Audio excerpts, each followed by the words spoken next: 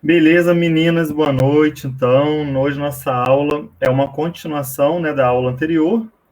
Bem, na verdade, todas as aulas são continuações, né, porque a gente acaba fazendo aqui um estudo linear da história, mas continuação provavelmente dita que a gente está ainda naquele período, né, populista da República entre golpes, né, entre golpe de Getúlio e o golpe militar. Então, hoje, nós vamos ver os outros dois presidentes que faltam para a gente poder fechar a República Liberal e vamos até o golpe militar de 64. Nas próximas aulas, nós vamos falar da ditadura militar, nós vamos antecipar um pouco as aulas, eu vou tentar condensar basicamente 3 aulas de ditadura em 2, por 2 motivos. Primeiro, nosso cronograma, que está um pouco apertado, né, para o Enem, que já é mês que vem. Espero que a ansiedade esteja controlada de todos vocês. E também porque, ultimamente, nos últimos Enems, últimas provas, né, a ditadura não foi um assunto que caiu. A gente sabe aí da vertente ideológica do atual governo, então eles não têm cobrado nada controlado, né, Bia? Ao contrário, a gente finge que está. Ai, ai. Então, por não ter sido um assunto, né, recorrente nos 2 últimos Enem, a ditadura e o nosso cronograma, eu resolvi condensar 3 aulas em 2. Então, a próxima aula, vocês devem saber que semana que vem não tem aula, né? Algum professor já comentou com vocês? Já, né? Então, semana que vem não tem aula, vai ser uma semana aí de descanso de aula, mas eu creio que de aproveitamento para adequação de cronograma de vocês, né, particular, de revisão.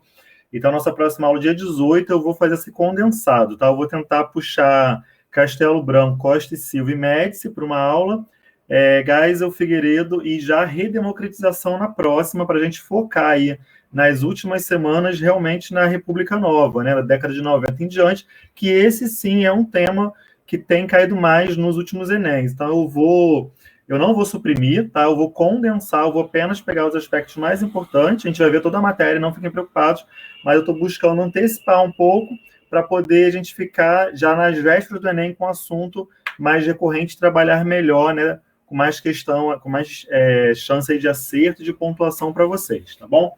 Então, essa é a minha previsão para as próximas aulas. E hoje, como prometido, né, e como esperado, vamos falar dos 2 últimos presidentes do período democrático, antes da ditadura. Então, a gente estava, né, até então ali no governo de JK, foi nosso último presidente que a gente viu, né, Juscelino Kubitschek, com a modernização do Brasil, abertura para a indústria automotiva, abertura para indústrias de bens de consumo durável e não durável, levando a capital, né, para o Brasil com bastante obras. Exatamente, eu quis trazer essa foto da vassourinha, porque quando eu falo de Jânio Quadros, pessoal, eu penso em vassoura. Né? A Bia aí já remeteu, já ligou o assunto, mas eu vou explicar por que a gente fala de Jânio Quadros, lembra de vassoura, né? Bem, antes de chegar nessa questão aí propriamente, Jânio Quadros teve um governo super curto, né? Ele governou por basicamente 7 meses, começando aí no último dia de janeiro. Antigamente, a posse do presidente não era no dia 1º de janeiro, como é hoje, mas era no dia 31 de janeiro. Né? Ele ainda governava por mais um mês no ano após o ano eleitoral. Então, ele entrou em 31 de janeiro de 61 e 7 meses depois ele renuncia, e nós vamos ver por que ele vai renunciar e como é que se dá essa renúncia, né? Então, o Jânio, ele é basicamente o primeiro presidente que a UDN vai ter, em que pese ele não era um candidato da UDN, ele era do PTN, mas era uma coligação, né, com a UDN que ele vai chegar no poder. Lembrando aí que nos últimos 3 governos, a UDN sempre foi oposição, sempre tentou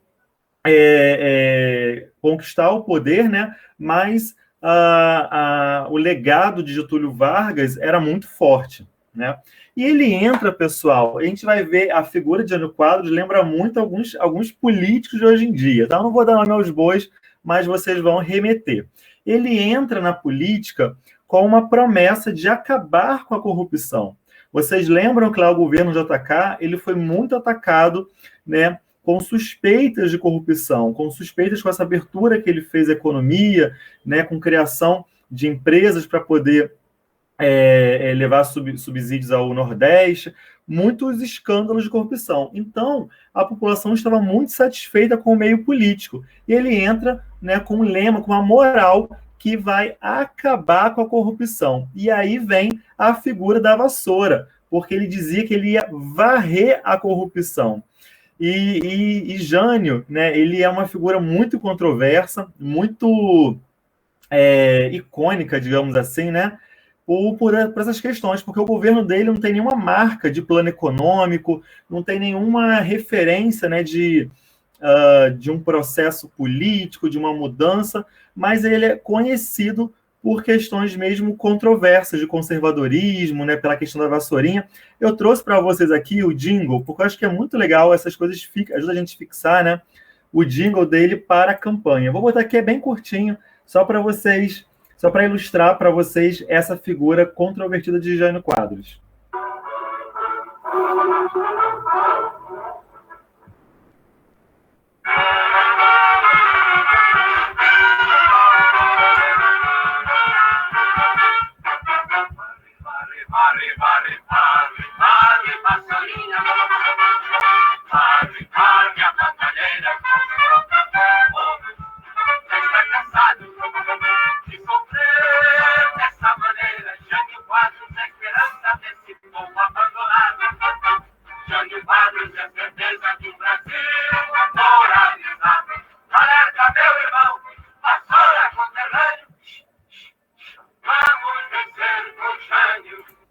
É basicamente uma marchinha de carnaval, né? E quando ele volta em 82, depois do processo da redemocratização, ele volta com um jingle parecido, tá? A vassourinha foi a marca dele.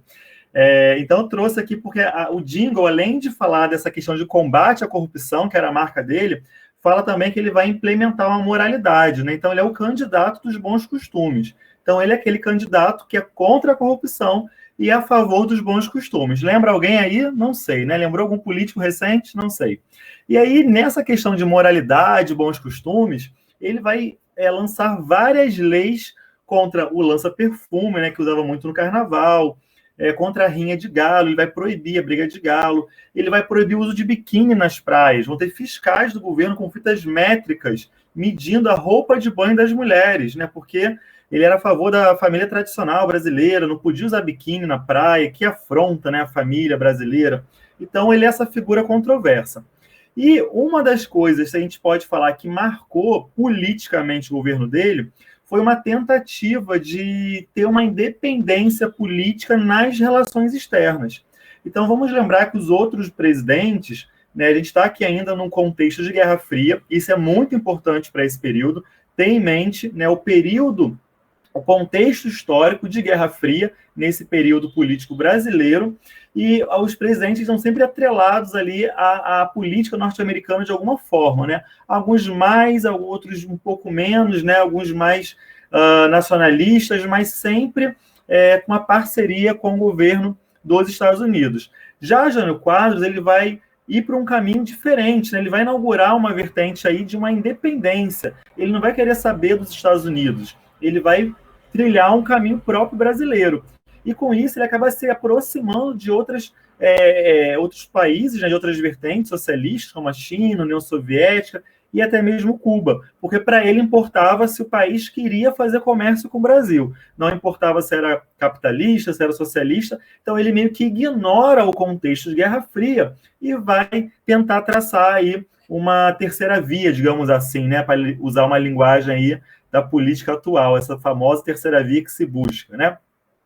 Só que isso também, pessoal, vai justificar um pouco porque o governo dele foi tão curto, né? Porque ele se isola, ele não quer ficar a favor dos Estados Unidos.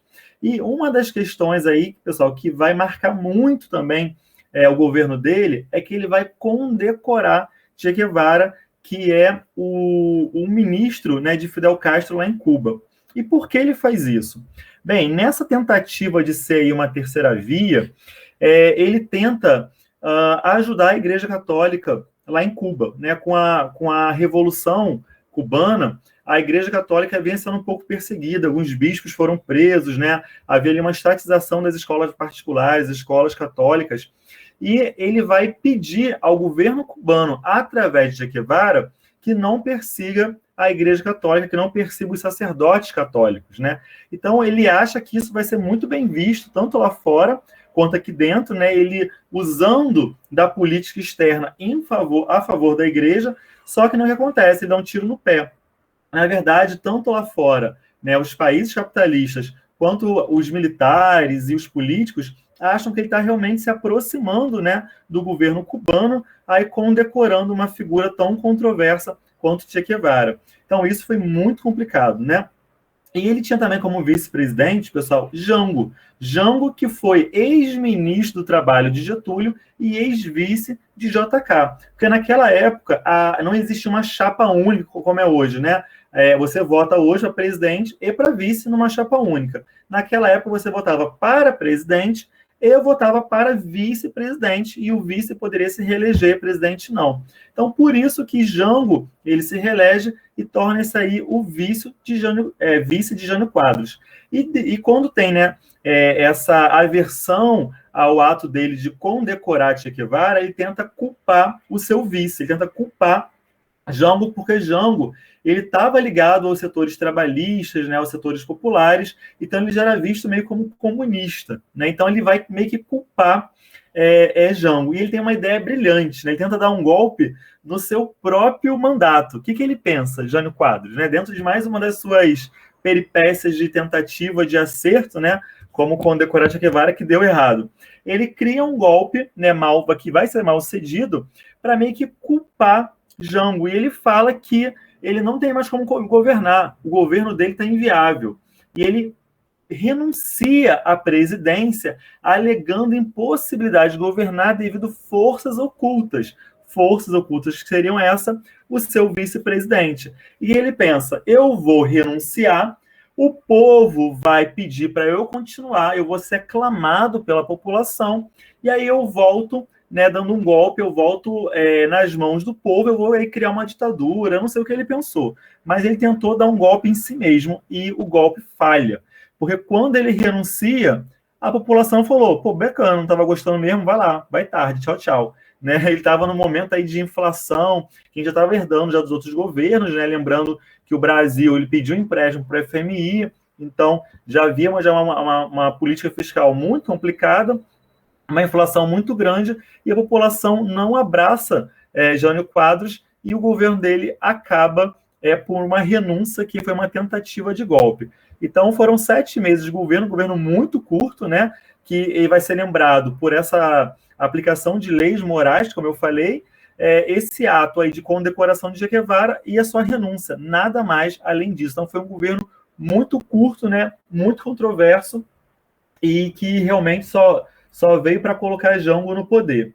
E aí Jango ele vai assumir como vice de Jânio Quadros, tá, pessoal? Não confunda Jânio com Jango, é uma sonoridade muito próxima, mas é importante, né? Jânio Quadros é uma pessoa, João Goulart é outra. E João Goulart, que era do PTB, do Partido Trabalhista Brasileiro, né, afiliado político de Getúlio, herdando aí o trabalhismo, né, o getulismo, ele vai assumir aí essa última presidência antes do golpe militar. E o seu governo, sim, tem várias nuances importantes, várias nuances que já caíram no vestibular, então que são importantes de serem revistas aqui nesse momento. Jango também ele vai assumir, tá, com uma forte contrariedade dos setores conservadores. Como eu falei um pouco antes, ele já era visto já como um comunista. Por quê? Porque Jango ele era muito ligado às classes trabalhadoras, né, aos setores populares. Como eu falei, ele era um herdeiro político de Getúlio Vargas. Então, essa ligação dele com os movimentos sociais, com os movimentos populares, vai ser muito forte. E aqui no Brasil, se você é ligado, né, aos setores populares, se você faz uma política para os pobres, você vai ser visto como comunista. Né? Aqui no Brasil, não existe social-democracia, as coisas são muito extremistas, né? A gente não consegue entender o prisma político, o aspecto político nas suas variadas formas de centro, centro-direita, centro-esquerda, enfim. Né? Aqui é muito ou você é liberal ou você é comunista. As coisas são meio ferro e fogo assim, né? O brasileiro ele é muito dualista. Mas, enfim, na verdade, ele era trabalhista, que a gente pode considerar que numa espécie de centro-esquerda, como hoje seria aí o PDT, né? Mais ou menos comparando. Ou até mesmo o PT de hoje em dia, né? De um centro-esquerda aí vinculado ao trabalhismo. Bem, então, quando ele entra com essa forte oposição que ele tem, né, dos setores conservadores da sociedade, e quando eu digo, pessoal, setores conservadores, vocês vão entender, empresariado, militares, Igreja Católica, tá? Sempre esses setores por trás aí desse bloco de conservadorismo. E conservadorismo esse que é muito forte no Brasil até os dias de hoje, né? Até porque nós estamos hoje com um governo conservador no poder.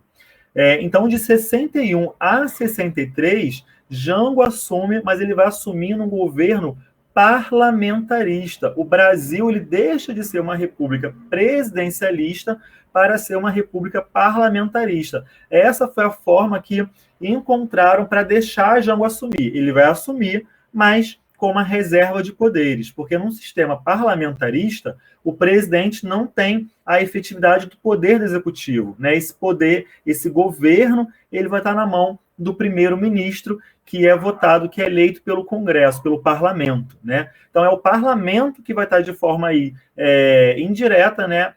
Assumindo realmente o poder executivo da presidência da República, enfim, do governo federal. Tá? Então, quem vai assumir como primeiro-ministro é Tancredo Neves, também uma figura muito importante na política brasileira, sobretudo lá na frente, né, no processo de redemocratização posterior à ditadura militar. A gente vai voltar a falar de Tancredo Neves.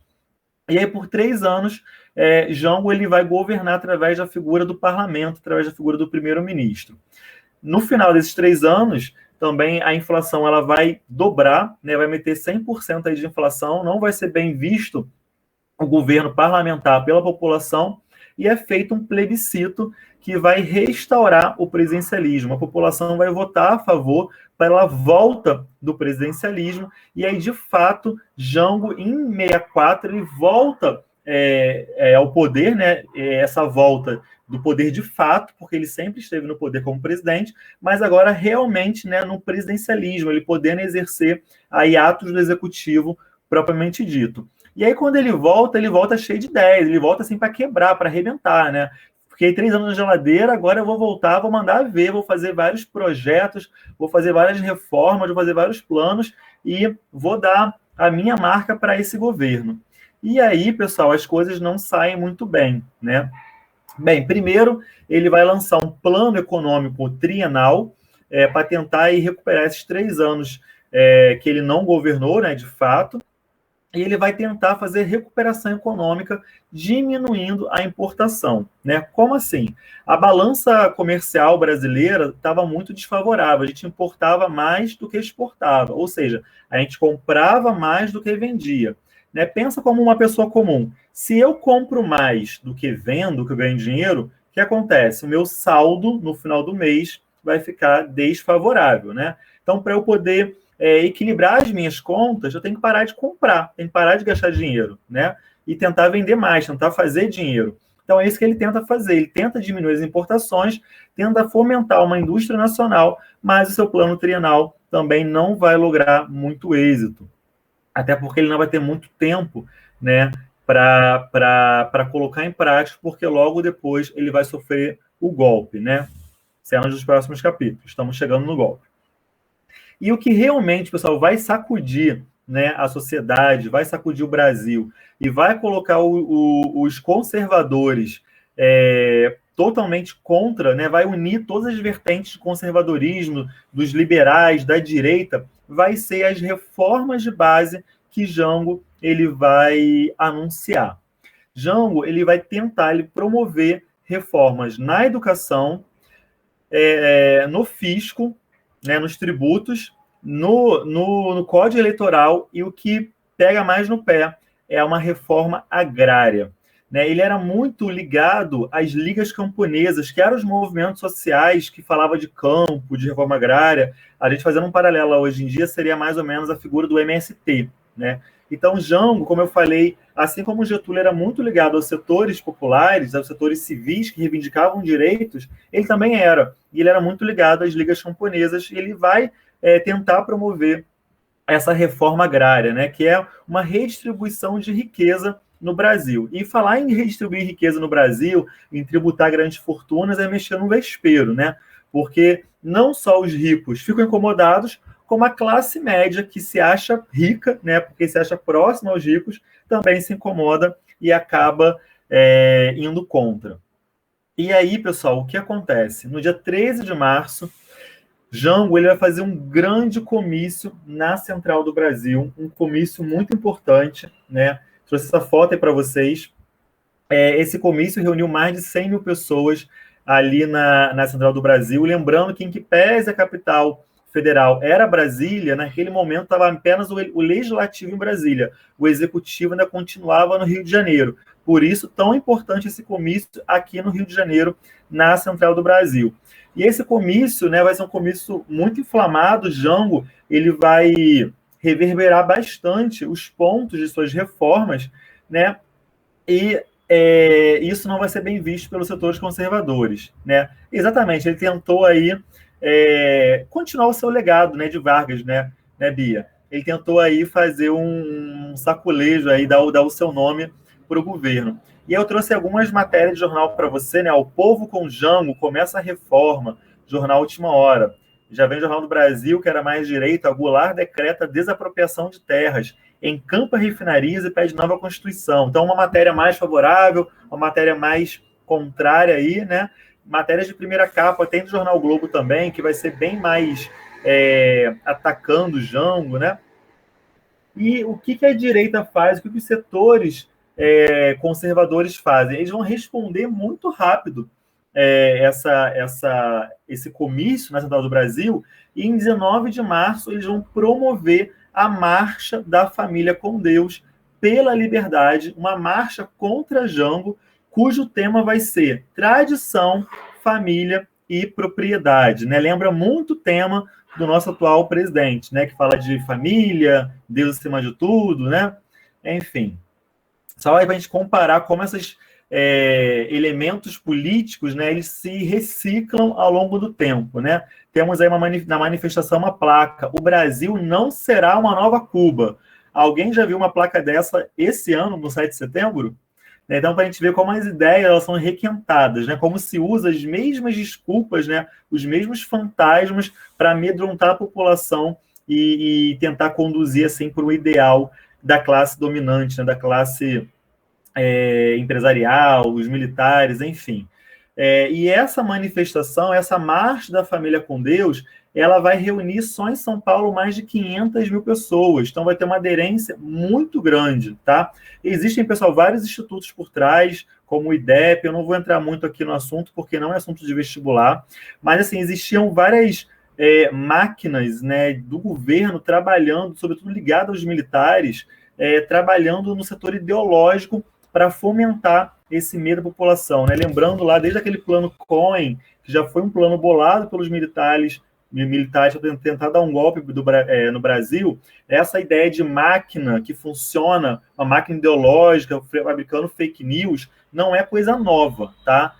A história ela é interessante por isso, porque ela nos mostra, nos ensina como a história se repete, né? Por isso que eu falo que a história não é linear, ela é uma espiral, porque ela vai e volta, e é por isso que é tão importante o da história, porque ela nos prepara para esse tipo de coisa quando acontece. Tipo assim, eu já vi esse filme, né? Eu já sei no que vai dar.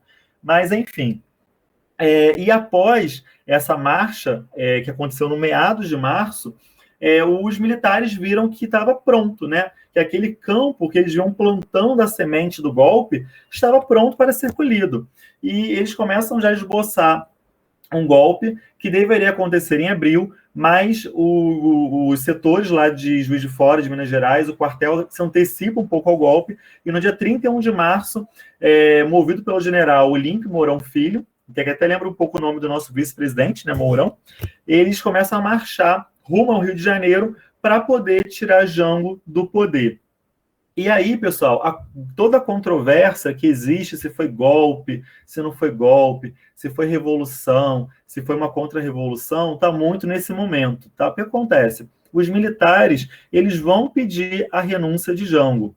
E pedir a renúncia de Jango ou renuncia, ou sai vivo por conta própria, ou sai morto, nós vamos marchar rumo à capital e nós vamos depor você, né? E militares depondo, eles não vão bater nas costas e valeu, obrigado, dá licença. Vão matar, né? Vão fuzilar, enfim. Então, o Jango, ele acaba correndo para Brasília, tentar pedir apoio do Legislativo, não conseguindo. Ele vai para o Rio Grande do Sul, se encontra com o seu cunhado, né, que é o Brizola, que era o então governador do Rio Grande do Sul. Brizola aconselha Jango a lutar, mas Jango sabe que estava em menor número, ele era minoria, ele não queria derramar sangue, né? As palavras dele era essa: não quero derramar sangue, eu não quero ir para um confronto armado. Ele acaba se exilando no Uruguai. Nesse meio tempo, o Senado ele vai declarar vaga à presidência do Brasil e os militares assumem o poder, alegando que, como existia uma vacância de poder, eles deveriam assumir esse poder. E aí toda a controvérsia, porque quando o Senado declara vaga à presidência do Brasil, Jango ainda estava no Brasil, ainda estava no Rio Grande do Sul. Então, não poderia ser declarada vaga à presidência, porque ele não tinha ainda saído do Brasil. Ele continuava no Brasil. Então, essa declaração de vacância da presidência, que os militares se apropriam e alegam que não foi golpe por isso, porque existia uma vacância de poder, e assim eles assumiram legitimamente, não se configura, né?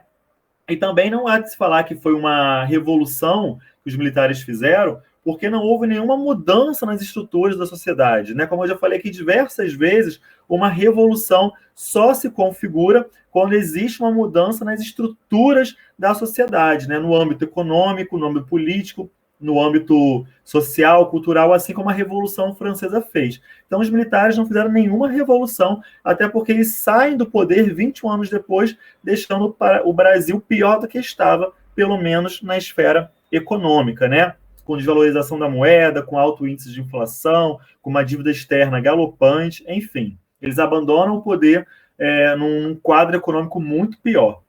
E também não foi uma contra-revolução, porque a alegada revolução socialista, né, que Jango ia promover, não chegou nem aos pés, né? Jango fez um pronunciamento, um comício com as ideias que ele tinha de reforma agrária, mas ele não chegou nem a iniciar, nem a fazer um decreto para que isso acontecesse. Então não existia nenhum fantasma, nenhuma ameaça concreta do Brasil virar um país comunista, como eles alegam aí, né? Que o Brasil não seria uma nova Cuba e a nossa bandeira jamais será vermelha. Bem, então o golpe ele é dado, né, em abril, de fato, de 64, começa-se o governo militar, e aí é decretado o primeiro ato institucional, número 1, e Castelo Branco ele vai assumir a presidência da República, dando início aí a 21 anos de ditadura no Brasil, tá? Então, para a gente entender a ditadura brasileira, como eu venho falando já ao longo dessas duas aulas, não foi um projeto que foi pensado e teve seu estopim apenas nesse ano, mas já é um pensamento muito anterior dos militares, né? Militares, eles têm uma ideia muito positivista, né? Desde lá da República da Espada, essa ideia positivista de ordem e progresso dos militares é muito latente.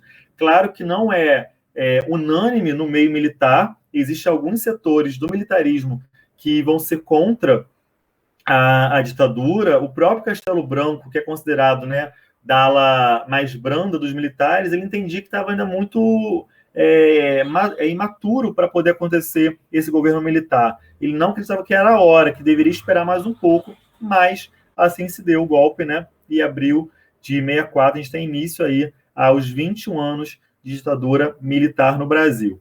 Você pode perguntar, Marcelo, mas é ditadura militar ou ditadura civil-militar? Qual é o correto?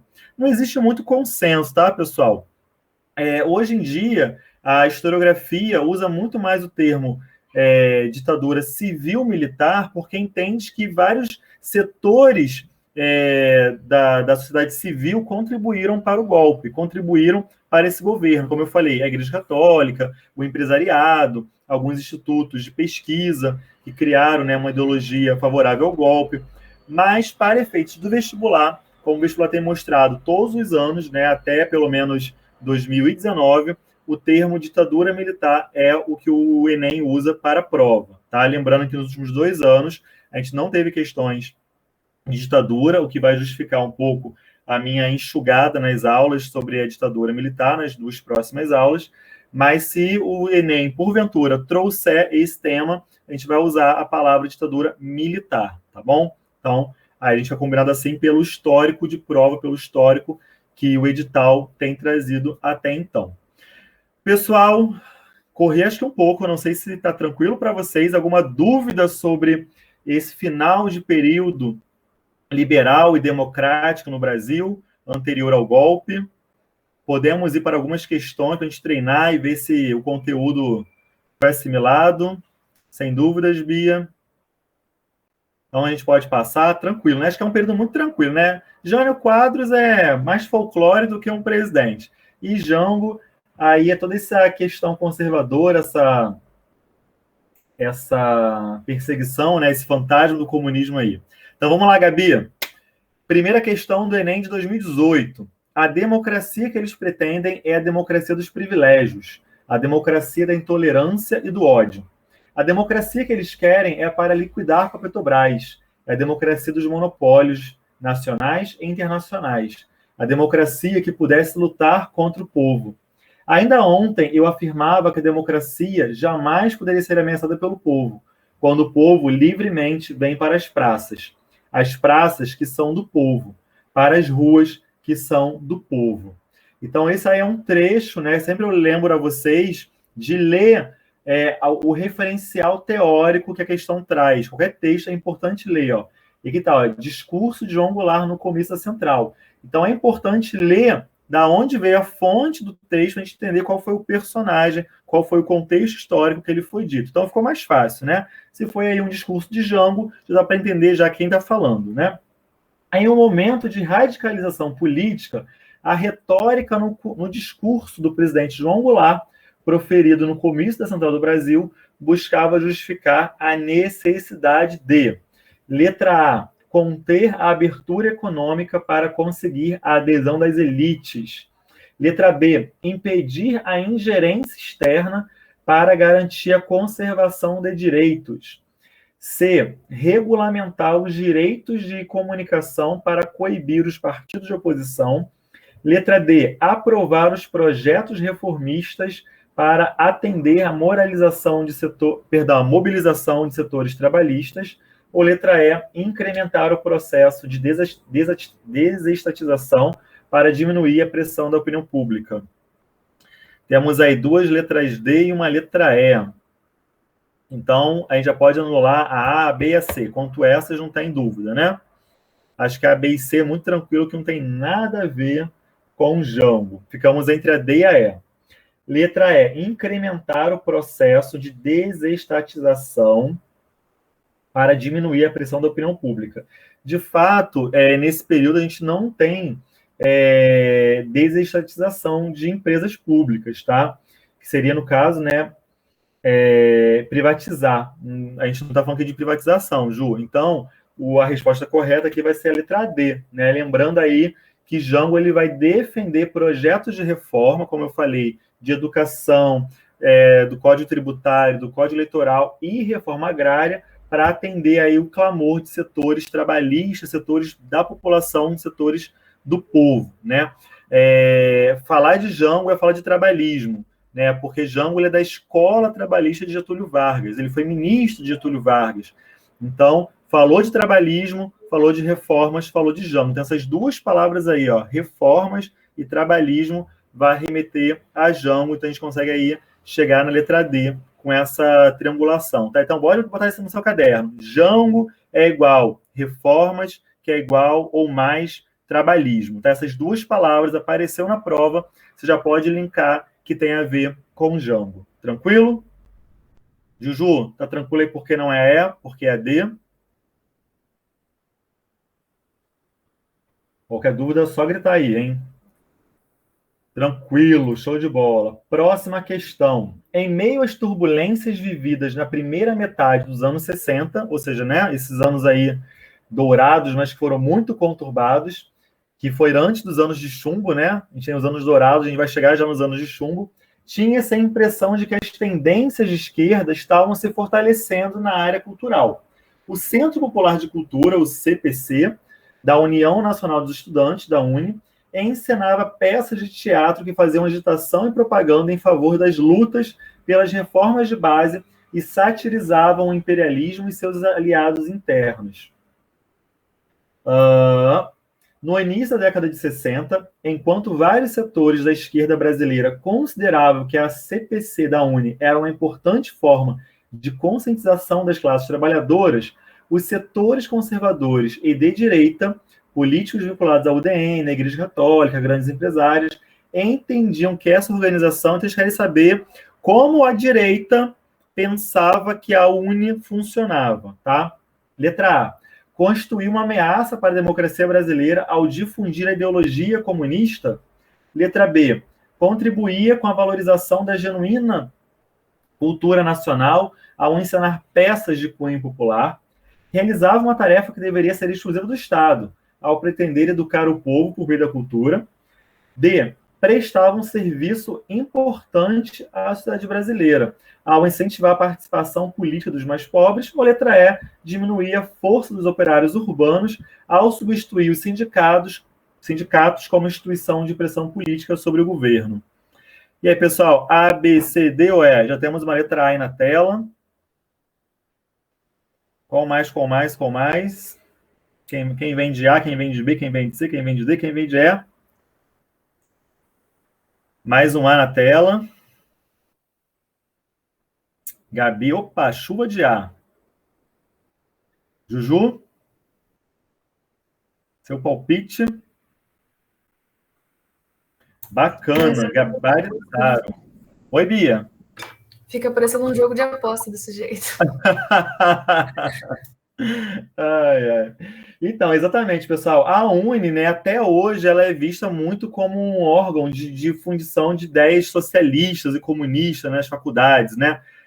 Até hoje, a direita ela tem meio que raiva de estudante universitário, né? Ela tem raiva da UNE, porque a UNE ela vai ser uma ferramenta importante nas diretas já, no contra os militares. Então, os estudantes, a UNE, ela vai estar sempre muito ligada a essa difusão de ideias realmente, né, mais populares aí contra, exatamente, a famosa balbúrdia, né, plantação de maconha em faculdade, essas coisas que se ventila, né, que os estudantes fazem. A gente está só fazendo pesquisa e tentando ser alguém na vida, né? Mas, então, a gente fazendo muito paralelo, pessoal, ao atual cenário político que a gente tem hoje em dia, a gente consegue responder as questões sobre esse cenário pré-golpe militar de uma forma muito tranquila, né? Eu acho que a gente tem muitos elementos aí que favorecem a transposição de contexto histórico, porque são fantasmas do passado que hoje estão sendo revividos, né? E de uma forma muito parecida. Então, acho que ajuda muito pensar acho que a gente lendo o jornal, né, hoje em dia, o que eu recomendo fortemente, quando eu fiz meu vestibular, eu tinha um exercício de leitura de revista, em que pese eu não gostava de algumas revistas, mas eu lia porque, né, é importante revistas nacionais, para a gente se preparar para a redação, para a prova de história, de geografia.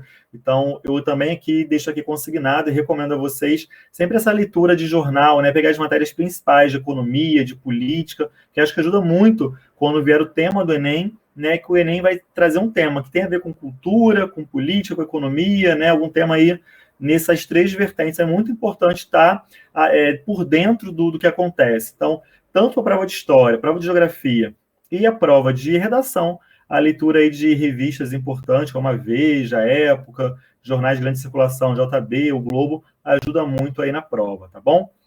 Então, pessoal, hoje em dia tem os podcasts, né? Eu tenho até aqui uns podcasts que eu gosto de ouvir, da revista Piauí, que acho que é uma revista muito coerente, né? Tem uma análise, uma visão crítica muito boa.